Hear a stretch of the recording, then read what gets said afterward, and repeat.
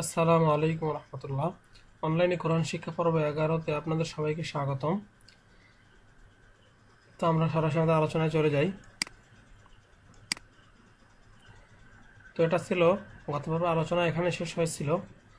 বলেছিলাম মিমে সাকিন আলোচনা। তো মিমে সাকিনটা আসলে কি? যদি মিমের উপরে এভাবে একটা জজম আসে বা সাকিনও বলা হয় এটাকে, তা এটা হলো মিমে সাকিন। মিমে সাকিন 3 প্রকারে পড়া যায়, অর্থাৎ মিমে সাকিনের পরে আমাদের যে আরবিতে 29টি হরফ আছে, এই 29টি হরফ মিম সাকিনের পরে কোনটি আসবে সেই অনুসারে 3 ভাবে পড়া যাবে। তো সেটা ইকফা, ইদগাম এবং ইজহার। তো আমরা দেখি, মিম সাকিনের পরে যদি বা আসে, মিম সাকিনের পরে যদি বা আসে, তাহলে মিম সাকিনকে গুণনা করে পড়তে হয়। এক মিম সাকিনের ইকফা বলা হয়। যেমন তারমিহিম বিহিজারাতিম, তারহিম বিহিজারাতিম, অর্থাৎ মিম সাকিনের পরে বা আসছে।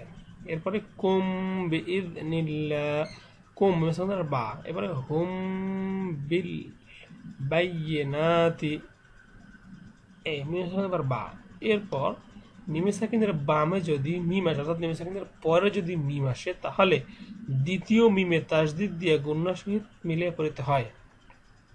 অর্থাৎ যদি এই দেখুন আলাইহিম সাদাতুন, এই মিমটা তখন আর উচ্চারিত হবে না এই হায়ের সাথে। এই জজমটা কিন্তু এই এর সাথে, তো এই হায়ের সাথে এই মিমকে মিলিয়ে পড়তে হবে, এই মিমটা আর উচ্চারিত হবে না। ঠিক একইভাবে হুম মিম, হুম মিন, এই হুম কিন্তু এই মিম। তারপরে হুম মুহতাদুন।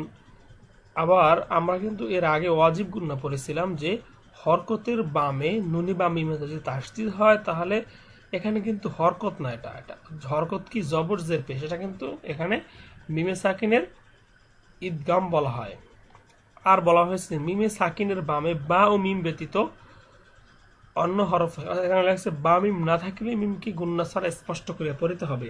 অর্থাৎ যদি মিমে সাকিনের পরে বা মিম এই দুইটার যে কোনো একটা যদি না আসে, অন্য অন্য হরফগুলো যদি আসে, অন্য অন্য হরফের যে কোনো একটি যদি আসে, সাধারণত একটি তো আসবে, তাহলে এখানে কোনো গুণ্য হবে না, স্পষ্ট করে পড়তে হবে।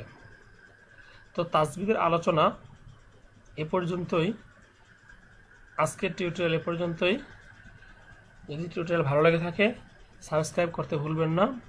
আগামী পর্বের টিউটোরিয়াল দেখার আমন্ত্রণ জানিয়ে আজকের টিউটোরিয়াল এখানেই শেষ করছি।